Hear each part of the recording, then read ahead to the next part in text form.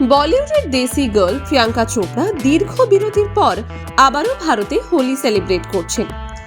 আর এবারের হোলি একটু অন্যরকম। রঙের উৎসব জমে উঠেছে তার আপকামিং মুভির শুটিং সেটে। এই বছর প্রিয়াঙ্কা হোলি সেলিব্রেট করলেন লেজেন্ডারি পরিচালক এস রাজামৌলির সঙ্গে তার নতুন ছবির সেটে।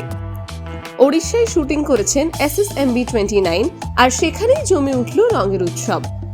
প্রিয়াঙ্কা নিজেই ইনস্টাগ্রামে শেয়ার করেছেন হোলির কিছু স্পেশাল মুহূর্ত। একটা ক্লোজ আপ ছবিতে দেখা গেল গালে আবিরের ছোঁয়া, মুখ জুড়ে এক রাস হাসি।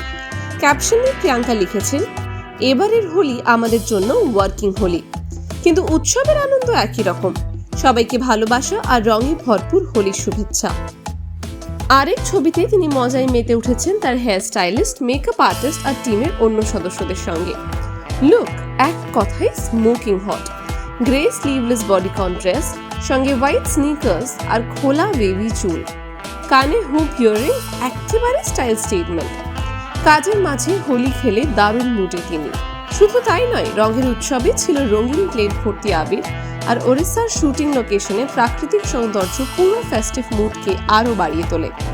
প্রিয়াঙ্কা শেয়ার করেছেন তার 2005 সালের সুপারহিট হোলির গান do me a favour let's play Holi, যেখানে তার সঙ্গে ছিলেন অক্ষয় কুমার ও অমিতাভ বচ্চন। এই মুহূর্তে SSMB29 এর সেকেন্ড স্কেডিউল চলছে ওড়িশায়। ছবির শুটিং শুরু হয়েছিল জানুয়ারিতে একটি প্রাইভেট পুজো সেরিমনির মাধ্যমে।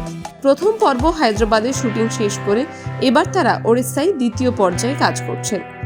এই ছবির মাধ্যমে 2019 সালের দ্য স্কাই ইজ পিঙ্ক এর পর প্রিয়াঙ্কা ফিরছেন ভারতীয় সিনেমায়, আর সেটাই হোলি খেলে প্রমাণ করে দিলেন যে কাজের মধ্যেও আনন্দকে মিস করা যায় না। বলিউডের আরও আপডেট পেতে চোখ রাখুন টাইমস নাও খবরে।